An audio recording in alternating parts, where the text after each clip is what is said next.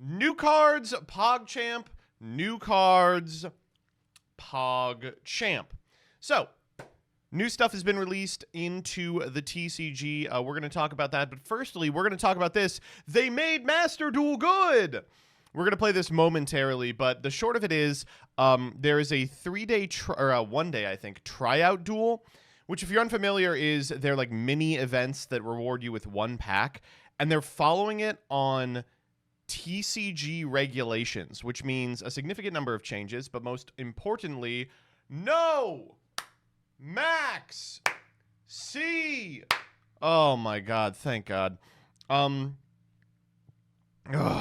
If only they will add this as something that you can play in like custom rooms, then Master Duel will finally be worth playing.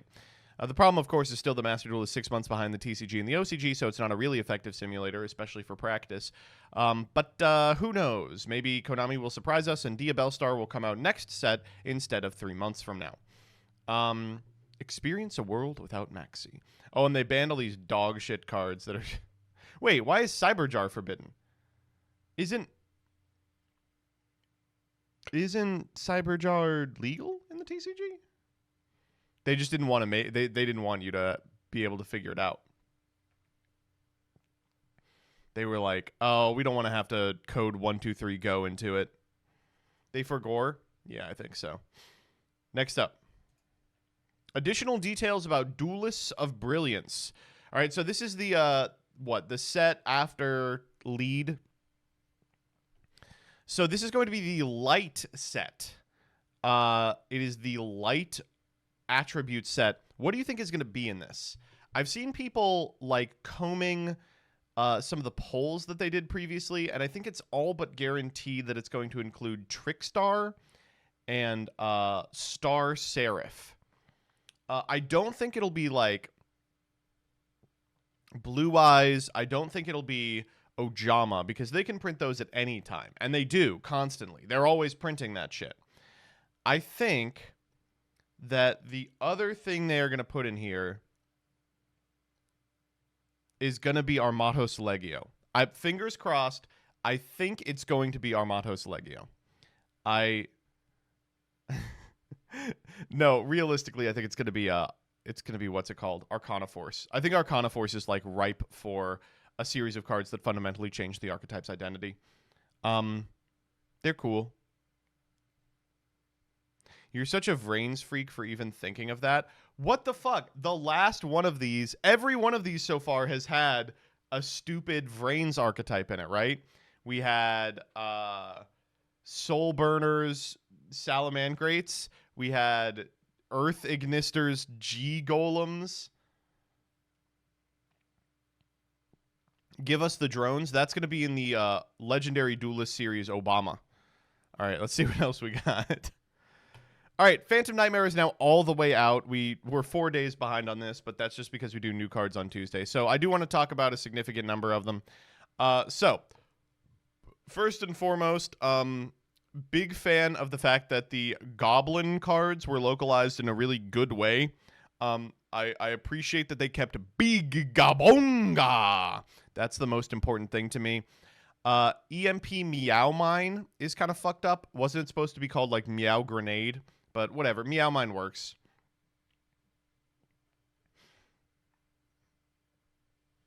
What else could we have called it? Nya Clear Weapon, you know? I do like Doug Charger. It is certainly nicer than Doug the Assaulter, which I think was what they were calling it on Edo Pro. But my favorite of the changes, of course, is the Black Goat Laughs. The Black Goat Laughs is so fucking tight. It is a real step above Rumpelteufel. Ah, yes, Rumple Dumple.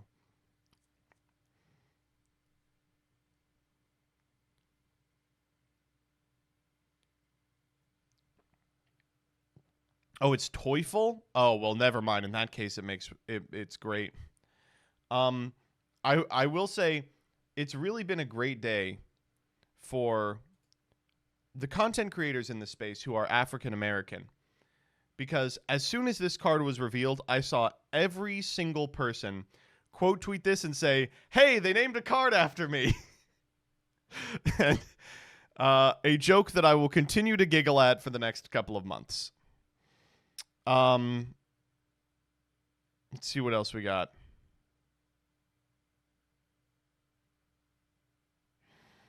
Bigabonga. So a significant amount of these cards are actually world premieres. And I guess we'll talk about those. No shot. I was thinking about going to locals and activate I Laugh. That's funny. It is there is it's like the diverging paths. You know, if you are a black content creator for Yu-Gi-Oh, you got this card. If you are Jesse Cotton, you got Mystic Potato, which I saw him quote tweeting all day. He was like, "Finally, they put me in Yu-Gi-Oh." Last thing I'll say about the names of the cards is, rip in peace to Novox. Novox is no more. The voiceless voice starter is now called the prayers of the voiceless voice. So, I've heard a couple explanations for this. The most compelling is like Novox is the name of the prayer and not the name of the person. But the actual truth of the matter is that Lo is the name originally, and we just changed it to something that sounded like more cool for Americans. It's crazy that we didn't name all of these fucking things Burger Ritual. Oh my god, not good. Bigabonga. I'm gonna be playing the fuck out of goblins, by the way. Casually. I don't think they're like good. Mutamorphosis, a great name for back mutation. So happy that we didn't get back mutation. What a stupid fucking name. And I do want to talk about the Snake Eyes. So now that we know that the card is called Poplar, it's a Wicked reference, right? It's gotta be a Wicked reference. Like, it has to be. There's no other explanation. Poplar is a tree name? No, yeah, it's a pun on 2 levels. It works really hard. Poplar is a tree, you dumb fuck. You people are out of your mind. I could show you Cosmo Farm Girl and be like, "Oh wow, it's supposed to be Dorothy," and you'd be like, "No, it takes place in space, idiot." Yeah, it's 2 jokes at once. That's how it works. Yeah, no, I think with the Diabelle Star stuff, the Good Witch and the Bad Witch stuff, and Snake Eyes Poplar, I think we can say pretty conclusively it is a Wicked reference. Like, I don't think it's even really debatable anymore.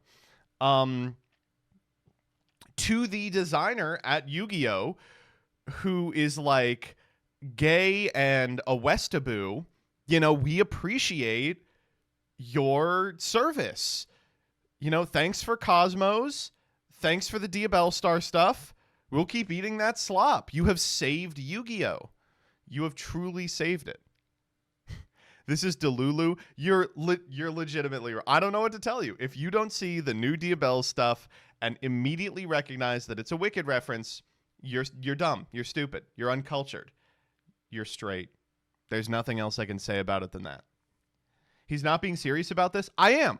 I legitimately believe this. I'm sorry. And I believe it because it's correct. Oh my god. Ugh. Is Wicked Avatar a Wicked reference? No. Jesus Christ. I mean, okay. New rule. You can't comment on this if you are unfamiliar with Wicked. If you're just talking out of your ass, then you don't get to have an opinion on this.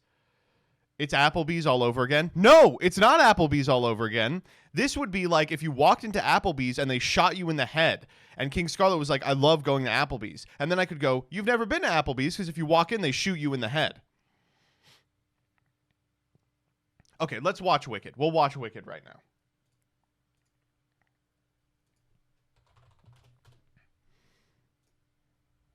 No, we're not going to fucking get DMCA'd for Wicked.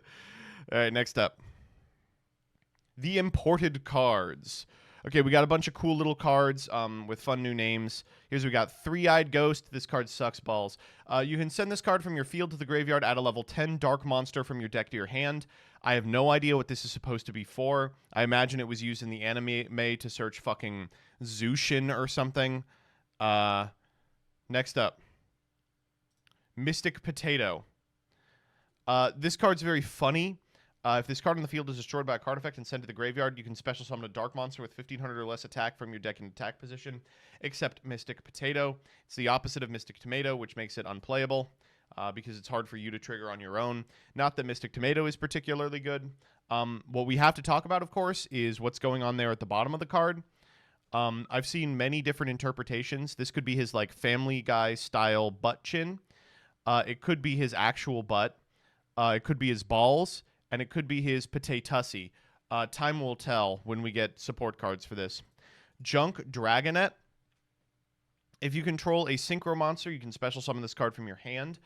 When a Synchro monster you control declares an attack, banishes from your graveyard, that monster you control gains 800 attack until the end of the turn. This is always strange to me. Every, 7 sets, they just print a card that I've never heard of and doesn't do anything new or interesting. But there you go. And then finally, Ultimate Offering. This one doesn't scan to me because we never got this art in the TCG. It's like a lost art. It's strange because I actually don't like Ultimate Offering's old art.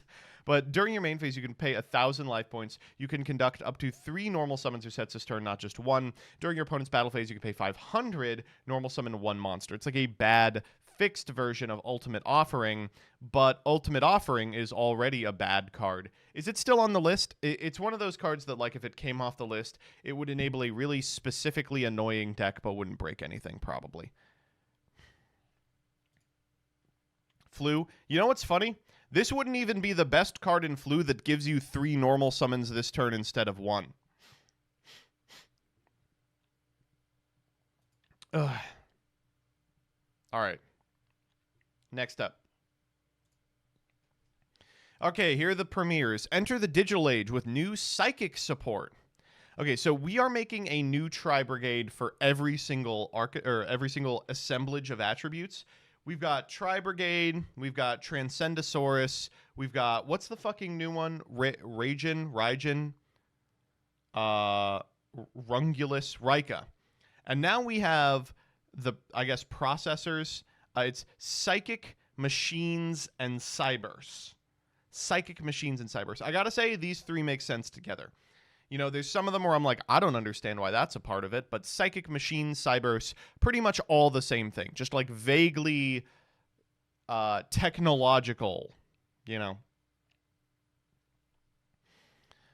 begins with Psychic Processor. You can banish this card you control, special summon up to 2 Machine, Psychic, or Cybers monsters from your hand. They can attack directly this turn. During the standby phase of the next turn after this card was banished, you can add this banished card to your hand. You can only use each effect of Psychic Processor once per turn. I saw a Peeps tweet about how this is an incredibly good card, especially for Earth Machine. I just want to let you all know he's coping. He does this every time there's any new card that has any tangential relationship with machines. This card is not good. The argument that you can E-Telly into it and potentially do something powerful is true for every single E-Telly target. If you open E-Telly and are uninterrupted, you can just Ziamen your way to an FTK. And it sucks balls to normal summon because that deck already really wants to summon something like Harvester. That said, it is an interesting card to play with, and I think important to examine because it illuminates a lot about how Yu-Gi-Oh! Players think about cards. That effect isn't particularly flashy, but it does enable a significant amount of decks and strategies, so I am interested in seeing if it is going to be played in any capacity. I hope the answer is yes, but realistically, I don't think there's a Psychic archetype that really wants this effect right now. Next up, Psychic Arsenal. Target a Psychic monster you control and pay life points equal to its level times 200. Add a machine monster with the same attribute but a higher level from your deck to your hand. During your main phase, except during the turn this card was sent to the graveyard, you can banish this card from your graveyard, target a banished psychic and machine monster, put one on the bottom of the deck, and if you do, add the other to your hand. I'm actually shocked we haven't seen peeps whine about this bad card because there's probably some stuff you can do with it. This one's interesting. It immediately makes me start thinking, which is not really something I do very often. But I wish there was a reason. Like, outside of exactly Cosmo, there doesn't exist a deck that currently is playing these cards. But that doesn't mean that these cards won't potentially incentivize playing these cards in the same deck. So let's think about, like, what theoretically you could do with a card like this. What powerful machines are there? Well, there's Therion Duke Regulus, right? There's cards like Derek Crane, which I know Peeps is cooming over. But the Earth Psychics are kind of mid compared to the Dark Psychics. So what we're kind of thinking about is, like, is this worth a slot that gets us a Dark Machine at a cost? And maybe, perhaps, like, maybe you go really in on Psychics and then you devote a small amount of deck space to, like, the Machina line. That stuff is pretty easily accessible as well, as long as you can get 4s on your side of the field. So potentially. Chat has pointed out the one very funny thing, which is that Fenrir is an Earth Psychic, but, Aren't the Punks Earth Psychics? No, they're Light and Dark, right? Really? Ziaman is Earth. Oh. Huh.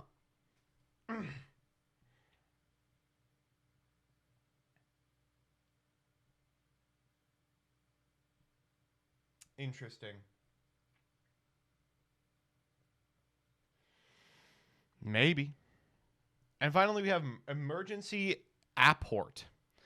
I love seeing trap cards with one line of text on them. Target one of your level 5 or lower psychic monsters that is banished or in your graveyard. Special summon it. This is weird. You would expect it to say that is in your banishment, given that they just revealed that they're going to talk about banish that way. This card sucks, obviously. This card's not very good. Next up. Bonus card found in Lee. It's Gandora. Okay, that's it. Hey, this last part of New Cards PogChamp is gonna have the Master Duel music in the background. What are we working with? Take a drive to Sunset Beat for Winged Beast and Flip Monster support. Bermuda, Jamaica. Ooh, I wanna take you to Bermuda, Jamaica. Ooh, I wanna take you to Bermuda, Jamaica. Ooh, I wanna take you to Bermuda. And maybe also Jamaica. Swarm of centipedes. If this card is flipped face up, target a monster on the field, change it to face up attack position or face down defense position. It's a PacMan monster. Just in time. Just in time. I think this will be what rockets PacMan to tier 1 status. This is actually a pretty fun card. You can play it in, like, Prediction Princess. It's cute. I don't think it's good, but it's cute. Convertible. Convertible, like convertible? You can special summon a level 5 or higher flip monster from your deck in face down defense position except convertible. Well, that's incredible. During the battle phase, if this card is in your hand, target a face down monster on the field, send it to the graveyard, and if you do, special this card in face down defense position. What's that for? What's the purpose of that one?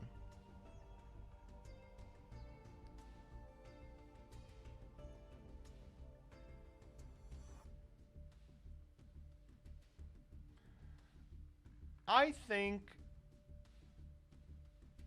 it's fun. It's cool that you can target your opponent's monsters. So, like, you are probably playing this in Prediction Princess already, just because it's like an extra material on field. And so what you can do is use Terratide to book your opponent's monster on their turn if you already have sufficient material to flip your own monsters on your turn, and then tribute their monster during the battle phase so the convertible can come out. It's okay. It's all right. Again, these are good cards for very specific decks. Sunset Beat. If a face-up monster you control, why are they printing PacMan support? There's like 5 pieces of PacMan support in this. If a face-up monster you control is changed to face-down defense position, target a card on the field, destroy it. Yeah. If a flip monster you control is flip face up, even during the damage step, target one of them and inflict damage to your opponent. That's not necessary. Man, that's not terrible. I'm gonna try Prediction Princess. These seem okay. The pack is back. Swallows Cowrie. Tribute a wing beast monster in your hand or face up field. Add a wing beast monster from your deck to your hand with the same level.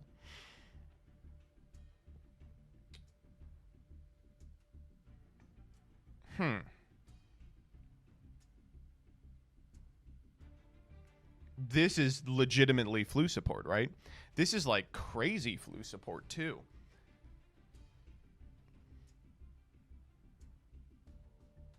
Yeah, it's just Advents 4, 5, and 6. I just don't know.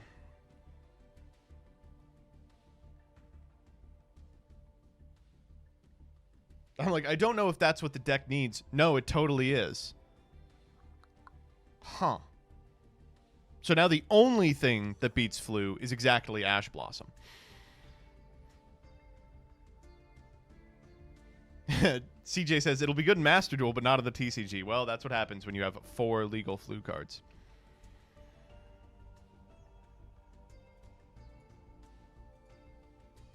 Oh, a few more lead spoilers as well.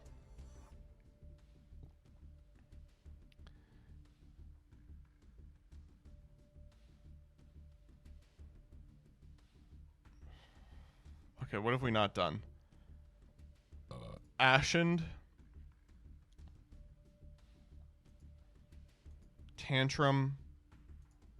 Oh, we haven't done any of these. All right, here we go. Ashen is weird. I don't really know what to say about this archetype. Did they reproduce the cards here? They did. Vados, King, Hero, Priestess, Obsidian, Awakening of Vados, and Ashen for Eternity. The theory of the deck is you summon Vados to your opponent's side of the field, pop your own Obsidian, and then summon all 3 of these guys, which pop the Vados and let you plus even further. There's a card that searches pretty much any part of this deck, but in doing so locks you into Ashen monsters, or Pyros rather, which means that it's unplayable. It is in a different position than Tistina, I think, because all of these cards have the potential to do a lot. And I will say, I think a lot of people are talking about this as if it's really bad. I think this archetype already, just from first wave support, is very close to being playably strong. But there's just not enough of them. There's just not enough of them. They just don't accomplish enough on their own. I will wait with hopeful, bated breath for the next wave of support, which I'm sure will be very good. One by one we walk. Frosty Forest frolicking, treading in the tracks. Okay, so this is not what the card is going to be named. It's going to be called Tread Thou Footsteps, My Good Page. All right? Locking it in now. If a card other than One by One We Walk, Frosty Forest is sent to the graveyard, you can banish up to 5 cards from your graveyard face down. Then, if you have 7 or more face-down banished cards, your opponent banishes as many cards from their graveyard as possible face-down. Cute.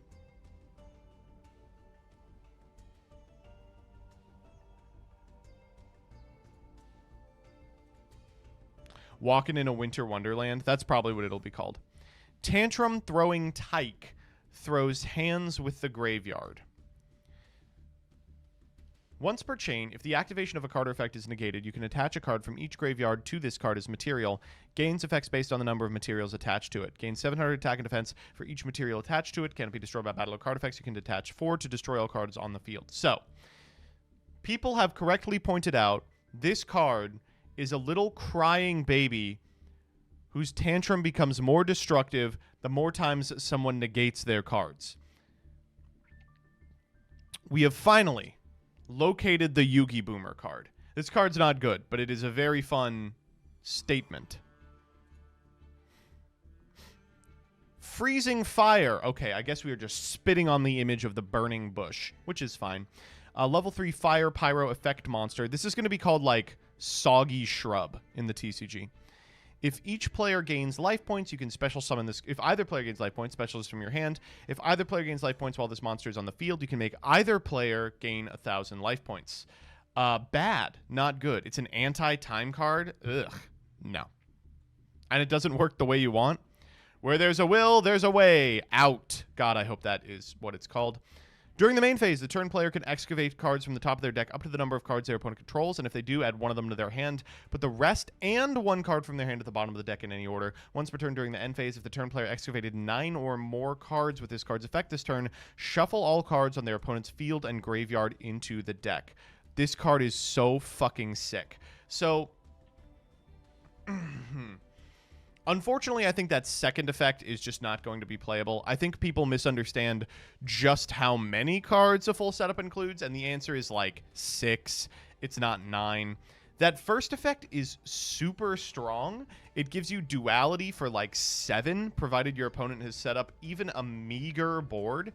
And a lot of the time, those boards aren't going to include spell trap destruction, like targeted spell trap destruction. There's not a lot of like omnis around anymore. However, the thing that I think dooms this card is that it is a prosperity that requires you to put a card from your hand on the bottom of your deck. And especially in a format that includes things like Diabellstar, that already require you to minus so incredibly in order to perform plays, I think that might just be lights out. Now, this does have some advantages over other cards that are -1s that do similar things, and that is that it stays on the field, so you can, like, send it for cards like the original Sinful Spoil Snake Eye, but I don't know. It certainly seems strong in AFD piles, especially in formats that don't include Chicken Game, like this one. Search through the Jurassic with Dino Vader Docus. Dino Vader Docus. You can only special summon Dino Vader Docus once per turn. If you control 2 or more dinosaur monsters, special summon this card from your hand. Tribute a level 4 or lower monster. Special summon a dinosaur from your deck that is 2 levels higher or lower, but destroy it during the end phase. It's not good. Folks, it's not very good. It's not good. If you control 2 or more dinosaur monsters, special summon this card from your hand. Cool. If it said, it's crazy because if it said 1, it would be incredibly playable. It'd be like one of the best cards in the deck. But at 2, you already have to have Baby Ceratosaurus Oviraptor on your side of the field in order to get this onto your side of the field, which makes it terrible. That's unfortunate. Next up.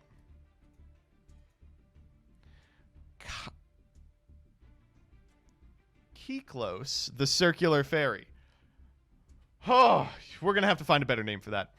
You can only use the first and second effect of this card's name once per turn. Very funny that its name is Circular. If this card is normal or special summon, discard a card, add an insect or plant tuner from your deck to your hand.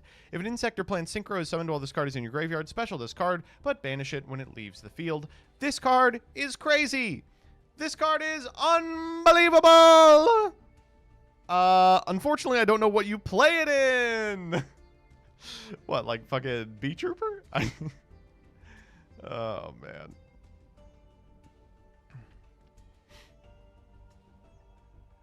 Diabollantis Turbo. Oh, man. I mean, Diabollantis is one of those cards that's just waiting. Like, you give that card, like, 3 years, and it could be Chaos Ruler levels of broken. But, and this is one of the cards that could break it.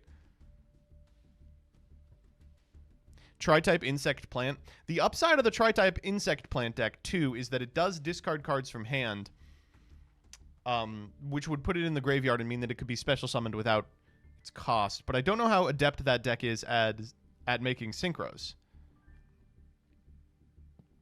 Next up. Nightmare Apprentice. Special summon this card from your hand by discarding a card. If normal or special summoned, you can add an illusion from your deck to your hand. This card battles a monster. Neither can be destroyed by that battle. This card is insane. It's fucking unbelievable. I've said this a number of times when talking about illusion cards, but the existing illusion deck has a real problem, which is it needs exactly one more generically playable illusion so that it can search it at the end of a Chimera line in a hand that already has everything, and it's very easy to have everything because every card in illusion currently does the same thing as every other card. This card, I think we have like a week of results that include this card being legal in the OCG, and they're all playing 3 of this. All the illusion decks, rather. I mean, it seems really good. It seems really strong. All right, and finally, unleash ultimate power with Exes Force. Xerxes Force.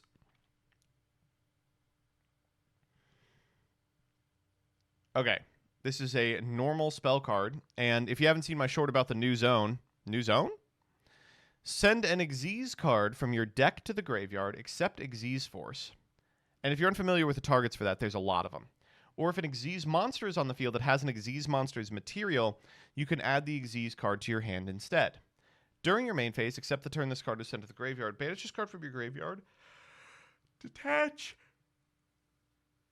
a material from an Exes monster on either field. Then if the detached monster was an Exes monster, you can special summon that monster from your graveyard or your banishment in defense position.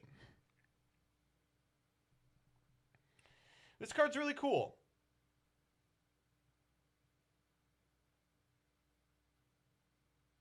There's a number of decks that I'm thinking about. Fish, of course, has some pretty good Exes targets. Exes Sly Dolphin, Exes Remora, shit like that. Raid Raptor plays a lot of cards that could theoretically go pretty hard with this. Anyone who can benefit off of the first effect might consider this because the second effect is very accessible, especially in a format where people are playing like Downard Zeus. All you have to do is kajigger your extra deck a little bit. It's neat. It's a neat card. It's interesting. I don't expect it to be the difference maker for anything competent, unfortunately. Very cool design, though. Yeah, very cool design. And that's it.